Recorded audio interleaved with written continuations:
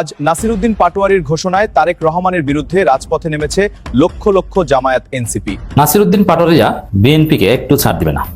NCP কি জিনিস already BNP সরকার টের পেতে শুরু করেছে। এদিকে আজ নাসিরউদ্দিন পাটোয়ারি বিএনপির বিরুদ্ধে সরাসরি যুদ্ধের ঘোষণা দিয়েছে।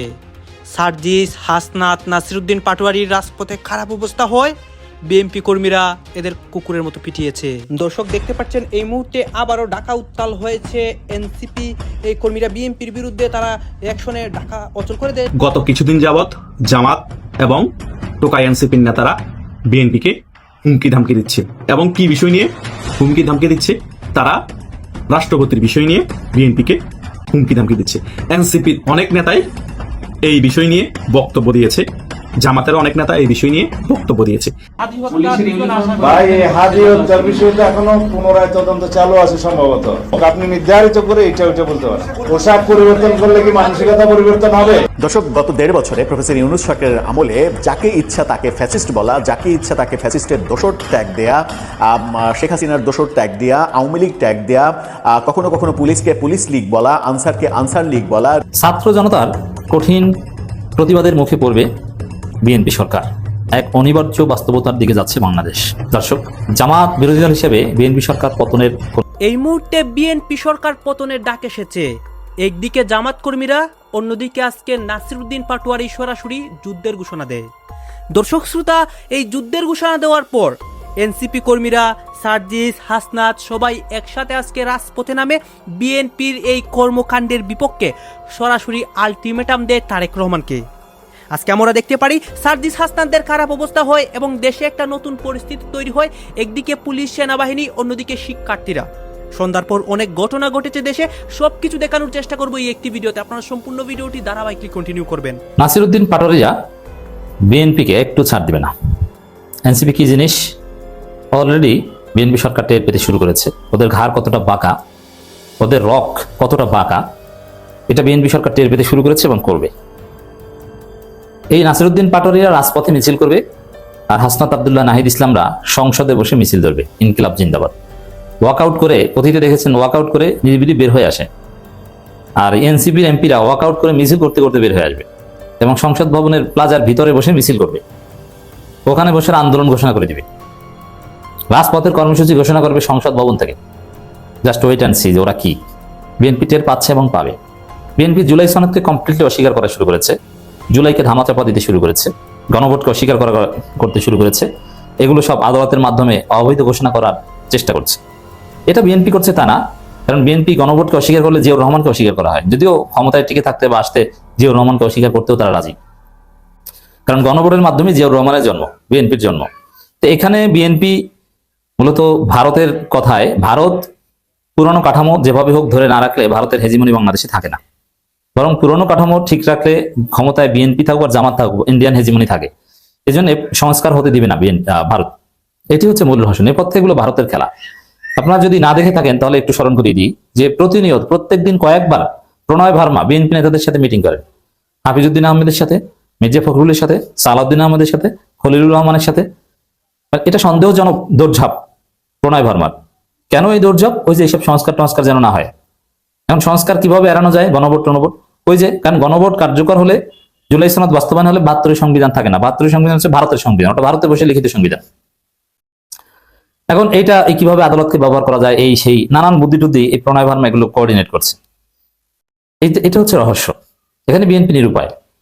এখন এই যে এটা হচ্ছে, এখন এই জুলাই সনদ, এটা এনসিপির ছেলেদের অ্যাটলিস্ট বাঁচা মরার বিষয়, জামাতের বাঁচা মরার বিষয় নয়। জামাতের রাজনীতি পুরনো বন্দোবস্ত বহাল থাকলেও থাকবে, কিন্তু এনসিপির বেঁচে থাকার বিষয় হচ্ছে এই জুলাই সনদ বাস্তবায়ন হওয়া না হওয়া। জুলাই সনদ বাস্তবায়ন না হলে ওদের সবার ফাঁসি হবে।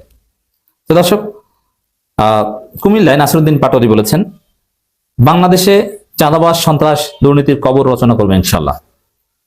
হ্যাঁ, নাসিরউদ্দিন পাটোয়ারিরা এখনো আগের লাইনে কথা বলছেন।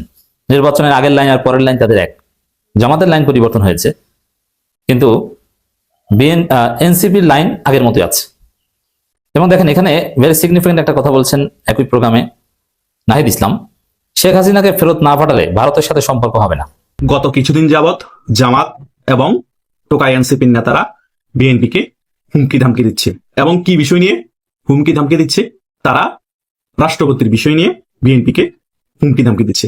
এনসিপির অনেক নেতাই এই বিষয় নিয়ে বক্তব্য দিয়েছে, জামাতের অনেক নেতা এই বিষয় নিয়ে বক্তব্য দিয়েছে। বিষয়টা কি এবং কি জন্য এগুলা করছে, আজকে সকল বিষয় নিয়ে একটি গুরুত্বপূর্ণ আলোচনা করব। আশা করছি আপনারা শেষ পর্যন্ত ভিডিওটি দেখবেন, সকল বিষয় ক্লিয়ার হয়ে যাবেন। এনসিপির নাহিদ ইসলাম একটি ইফতার পার্টিতে বলছে রাষ্ট্রপতি যাতে সংসদে কোনো ধরনের ভাষণ দিতে না পারে, রাষ্ট্রপতিকে অভিশংসন করে গ্রেপ্তার করা হোক। এটা গতকালকেই সে যে বলেছে, আমি এটা নিয়ে একটা ভিডিও বানিয়েছিলাম। শুধু তাই নয়, নাহিদ ইসলাম পাটোয়ারিও বলছে যে রাষ্ট্রপতি যাতে সংসদে কোনো ধরনের ভাষণ দিতে না পারে। আমার কথা হচ্ছে, সবার এত চুলকানি কেন? রাষ্ট্রপতি সংসদে বক্তব্য দেখ বা ভাষণ দেখ। এই রাষ্ট্রপতির আন্ডারে টোকাই অনেক সমন্বয়ক উপদেষ্টা হয়েছে, ডক্টর ইউনূস প্রধান উপদেষ্টা হয়েছে, বিএনপিও শপথ নিল, শেখ হাসিনাও শপথ নিল। তিনটা সরকারকে শপথ পড়িয়েছে রাষ্ট্রপতি শাহাবুদ্দিন চুপ্পু। এখন রাষ্ট্রপতি শাহাবুদ্দিন চুপ্পু সংসদে বক্তব্য দিলে বা ভাষণ দিলে তাদের চুলকানি উঠছে, বিএনপিকে হুঙ্কার দিচ্ছে। শুধু তাই নয়, বালেস্টর শাহরিয়া জামাত ইসলামের সেও নাকি প্রধানমন্ত্রীর কাছে চিঠি পাঠাবে। আরে ভাই, এত চুলকানি কেন তোমাদের রাষ্ট্রপতিকে নিয়ে?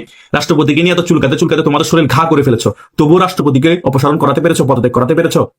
বারবার শুধু রাষ্ট্রপতির কাছে গিয়ে তোমরা শপথ নিচ্ছ। এখন সংসদে গিয়ে রাষ্ট্রপতি ঠিকই বক্তব্য দিবে, তোমরা বাল্টো কিছু করতে পারবে না। এটা বাস্তবতা। বিএনপি ভালোভাবে জানে সংবিধান কিভাবে রক্ষা করতে হয়। ঠিকই বিএনপি ৭২ সংবিধান রক্ষা করবে। শুধু তাই নয়, এই সকল টোকাই সমন্বয়করা এবং জামাত ইসলাম আরেকটা বিষয় নিয়ে সিস্টেমেটিক ভাবে হুমকি ধামকি দিচ্ছে বিএনপিকে, যে জুলাই সনদ বাতিল হলে আরেকটি ৫ আগস্ট ঘটবে, গণভোট বাতিল হলে আরেকটি ৫ আগস্ট ঘটবে। জুলাই সনদ অনুযায়ী দেশের সংস্কার হতে হবে, গণভোট অনুযায়ী দেশের সংস্কার হতে হবে, না হলে আরেকটি ৫ আগস্ট ঘটিয়ে দিব। তারা আরো ১০-১৫ দিন আগে থেকে বিভিন্ন বক্তব্য দিচ্ছে, এখন ফাইনালি বলছে এগুলা যদি না হয় আরেকটি ৫ আগস্ট ঘটিয়ে দিব। কারণ এই মলম হাসনাত তো আরো ১০-১২ দিন আগে বলেই দিয়েছে আমরা ইশারা দিলে আরেকটি অভ্যুত্থান হয়ে যাবে, এবং সার্ভিস আলানো এই ধরনের বক্তব্য দিয়েছে যে আমরা ইশারায় দিলে আরেকটি গণ অভ্যুত্থান হয়ে যাবে। আমি এটা নিয়ে একটি বিশদ ভিডিও বানিয়েছিলাম, যারা দেখেছেন হয়তো তারা জানেন। তার মানে তাদের মাথার মধ্যে ঘুরপাক খাচ্ছে যে জুলাই সনদ অনুযায়ী রাষ্ট্রকে সংস্কার করতে হবে, দেশ চালাতে হবে, গণভোট অনুযায়ী রাষ্ট্রকে চালাতে হবে। তা না হলে আমরা আরেকটা হযবরল অবস্থা তৈরি করব, আরেকটা অভ্যুত্থান ঘটিয়ে বিএনপি সরকারেরও পতন ঘটাবো, তারপরে ইসলামিক রেভলিউশনের মতো ইরানের মতো দেশ পরিচালনা করব। যদি সুযোগ পায় তারা কিন্তু 100% করবে। কথা বুঝতে পেরেছেন? বিএনপি তো দুর্বলতা আছে, তাদের বিভিন্ন কথাতেই বোঝা যায়, তাদের চালচলনে বোঝা যাচ্ছে। বিএনপি প্রথমে বলেছিল তাদের স্বরাষ্ট্রমন্ত্রী সালাউদ্দিন সাহেব যে পুলিশ হত্যার বিচার করবে ক্ষমতায় আসার পর। যখন পরিস্থিতি ঘোলাটে দেখেছে, বিএনপিকে জামাত এবং এনসিপি ব্ল্যাকমেল করা শুরু করে দিয়েছে, বিভিন্ন বক্তব্য দিয়ে চাপে ফেলা শুরু করে দিয়েছে, তখন আবার সালাউদ্দিন সাহেব বলতেছে পুলিশ হত্যার বিচার করা যাবে না। আরে ভাই, তারা পুলিশ হত্যা করলো সেটার বিচার হবে না, তারা ৫ আগস্টের পর হাজার হাজার কোটি টাকার মালিক হলো, বিদেশে টাকা পাচার করলো সেটার বিচার হবে না, অনেক উপদেষ্টার নামে অনেক দুর্নীতির রিপোর্ট আছে, প্রমাণ সহ আছে, সেটার বিচার হবে না, এই ডাস্টবিন শফিকেন ২০০০ কোটি টাকা আত্মসাৎ করেছে সেটার প্রুফ আছে, সেটার বিচার হবে না, এই আসিফ মাহমুদ কয়েকশো কোটি টাকার মালিক হয়ে গিয়েছে, দুর্নীতি করেছে, তার এপিএস দুর্নীতি করেছে, সেটার বিচার হবে না। বিচার হবেটা কি? শুধু আওয়ামী লীগেরই বিচার হবে? আওয়ামী লীগের নিরীহ কর্মীদেরই বিচার হবে? নিরীহ কর্মীদেরকে জেলে ভরা হবে? এটাই কি গণতান্ত্রিক বাংলাদেশ? এটাকে কি গণতান্ত্রিক বাংলাদেশ বলা যায়? এটা তো কঠোর স্বৈরাচারের দেশ বলা হবে, তাই নয় কি? হিটলারের দেশ বলা হবে।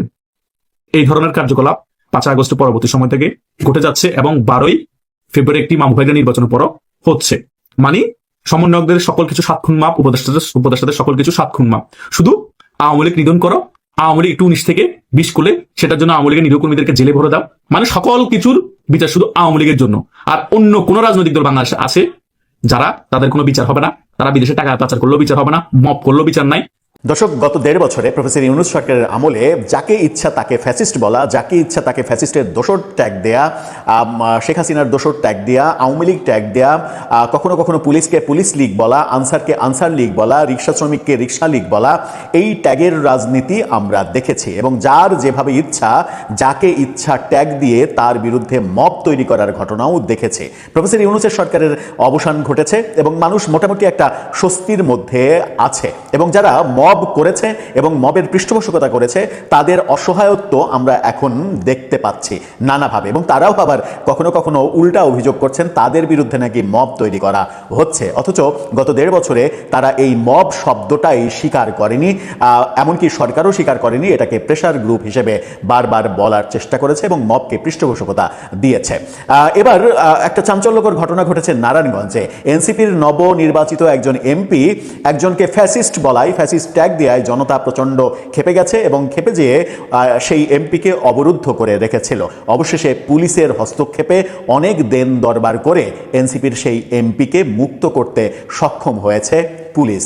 এই যে ফ্যাসিস্ট ট্যাগ দেয়া, যাকে ইচ্ছা তাকে ফ্যাসিস্ট ট্যাগ দেয়া, এই ট্যাগ দেওয়ার সংস্কৃতি থেকে এখনো তারা বের হতে পারেনি। চলুন একটু নারায়ণগঞ্জে থেকে ঘুরে আসি, কি ঘটলো সেখানে, কেন তাকে অবরুদ্ধ করে রাখা হলো, কাকে নতুন করে ফ্যাসিস্ট ট্যাগ দিলেন, তার ইতিহাসই বা কি। এই ব্যাপারে আল জাজিরার অনুসন্ধানী সাংবাদিক জুলকার নারায়ণ শাহের তিনি কি বলছেন সেইগুলো আলোচনা করে বোঝার চেষ্টা করবো এই ভিডিওতে।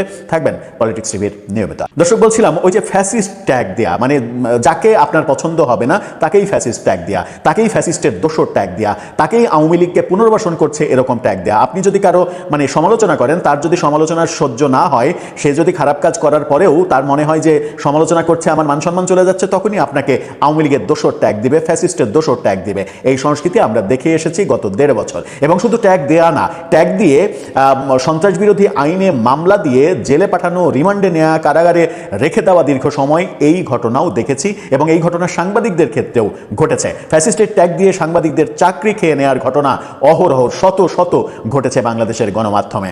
এবার এনসিপির নবনির্বাচিত এমপি ফ্যাসিস্ট ট্যাগ দিতে গিয়ে নিজেই বেসামাল হয়ে পড়েছিলেন এবং বিপদের মুখে পড়েছিলেন। পুলিশ তাকে কোনো মতে উদ্ধার করেছে। কি ঘটলো নারায়ণগঞ্জে? যুগান্তরের এই শিরোনামটা দেখে নিন। সেখানে বলছে ফ্যাসিস্ট বলাই এনসিপির এমপিকে 2 ঘন্টা ঘেরাও, উদ্ধার করলো পুলিশ। কি হয়েছিল সেখানে? নারায়ণগঞ্জের ফতুল্লায় ইফতার মাহফিলে বিকেএমই এর সভাপতি হাতেমকে ফ্যাসিস্ট বলে বক্তব্য দেওয়ায় এনসিপির এমপি আব্দুল্লাহ আল আমিনকে 2 ঘন্টা ঘেরাও করে রাখা হয়েছিল। বিকেএমই এর মতো ব্যবসা প্রতিষ্ঠানের সভাপতিকে তিনি অবলীলায় ওপেনলি বলছেন ফ্যাসিস্ট, মানে ফ্যাসিস্টের দোষরও না, ফ্যাসিস্ট। হাতেমের অনুসারীরা তাকে ঘেরাও করে বিক্ষোভ করেন, খুবই স্বাভাবিক। পরে অতিরিক্ত পুলিশ গিয়ে পরিস্থিতি শান্ত করে রাতে আলামিনকে উদ্ধার করে পুলিশের গাড়িতে করে তার কার্যালয়ে পৌঁছে দেওয়া হয়। বিকেল 5:30 থেকে ফতুল্লার বিসিক শিল্পনগরী এলাকায় জামাতের ইফতার মাহফিলে এই ঘটনা ঘটে। জামাতের ইফতার মাহফিল, সেখানে ভদ্রলোক অতিথি হয়ে গিয়েছিলেন এবং সেখানে বিকেএমই এর সভাপতিকে ফ্যাসিস্ট বলছেন। ভাই এই হাদি হত্যার বিষয়ে তো এখনো পুনরায় তদন্ত চালু আছে সম্ভবত। আপনি নির্ধারিত করে এটা ওইটা বলতে পারেন। পোশাক পরিবর্তন করলে কি মানসিকতা পরিবর্তন হবে? এখন কি আগের সরকার আছে? এখন জনগণের সরকার। ফ্যাসিবাদী সরকার ব্যবস্থার মধ্যে ছিল, সেই সময় অন্যান্য সকল প্রতিষ্ঠানের মতো পুলিশের এই প্রতিষ্ঠানটি, পুলিশ বিভাগও ক্ষতিগ্রস্ত হয়েছে। সেই জায়গা থেকে আমরা ক্রমান্বয়ে আজকের এই পর্যায়ে এসেছি, জনমনে যাতে এই আস্থাটা আমরা সৃষ্টি করতে পারি যে পুলিশের যে ঐতিহাসিক ভূমিকা ছিল সেই ভূমিকায় আমরা আবার অবতীর্ণ হয়েছি এবং মানুষ যাতে মনে করে পুলিশ সত্যিকারভাবেই জনগণের বন্ধু এবং সেই হিসাবে আমরা পুলিশ ফোর্সকে পরিচালিত করব। আমি সবার মধ্যে তাদের বডি ল্যাঙ্গুয়েজ দেখতে পেয়েছি, তারা সবাই সংকল্পবদ্ধ দেশ ও জাতির কল্যাণে তারা যে কোনো রকমের ত্যাগ স্বীকার করতে প্রস্তুত এবং তাদের প্রতিষ্ঠান হিসাবে তাদের কপালে যে অতীতে কালিমা লেপন করে দেওয়া হয়েছিল সেই জন্য তারা নিজেরা দায়ী নয়। একটা ফ্যাসিবাদী রেজিমের কারণে কিছু সংখ্যক লোক সেই কর্মকাণ্ড চালিয়েছে, যার দোষটা প্রতিষ্ঠান হিসাবে এই প্রতিষ্ঠানের উপরে এসে পড়েছে। সেই জন্য প্রতিষ্ঠান দায়ী নয়। প্রতিষ্ঠান এমনভাবে আমাদেরকে দাঁড় করাতে হবে যাতে প্রাতিষ্ঠানিক সিস্টেমে সবাই কাজ করে, এখানে যেন কোনো ব্যক্তিতান্ত্রিক সিস্টেম গড়ে না ওঠে। রুল অফ ল আমরা প্রতিষ্ঠা করব এবং পুলিশ আইনানুগভাবেই চলবে। এখানে কোনো ব্যক্তির স্বৈরতান্ত্রিক কোনো নির্দেশ পালিত হবে না। আইন যেভাবে বলে সেভাবেই যাবে এবং ঊর্ধ্বতন কর্মকর্তাগণ সেইভাবে রেসপন্সিবিলিটির সাথে। ছাত্র জনতার কঠিন প্রতিবাদের মুখে পড়বে বিএনপি সরকার।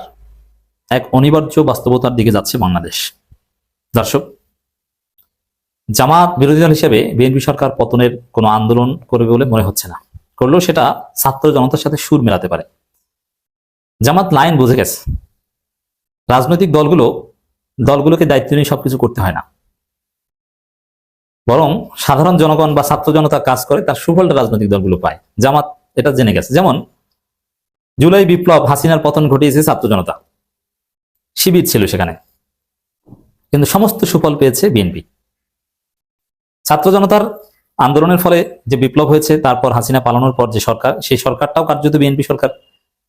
বিএনপির লোকজন 95% পদ পদবি ভিসি থেকে শুরু করে সবকিছু 95% বিএনপি পেয়েছে, আর 3-4% জামাত পেয়েছে, বাকি সব বিএনপি পেয়েছে। উপদেষ্টাদের অধিকাংশ বিএনপি পন্থী। এটা তো ভোটের সময় কিভাবে বিএনপি দর্শক আপনারা তো দেখলেন, আর এখানে কি কথা হচ্ছে, অনেকেই কিন্তু অনেক কথা বলতেছে, অনেকে আলোচনা করতেছে, অনেকে সমালোচনা করতেছে। বিশেষ করে এখানে আমরা দেখতে পাচ্ছি এখানে নাসিরউদ্দিন পাটোয়ারির বক্তব্যকে কেন্দ্র করে অনেক কথা উঠতেছে এবং অনেকে আলোচনার মাধ্যমে অনেক রহস্য উন্মোচন করতেছে। গাইজ, এই বিষয়গুলো দেখে এবং দেশের রাজনীতির প্রেক্ষাপটগুলো নিয়ে আপনার মন্তব্য কি?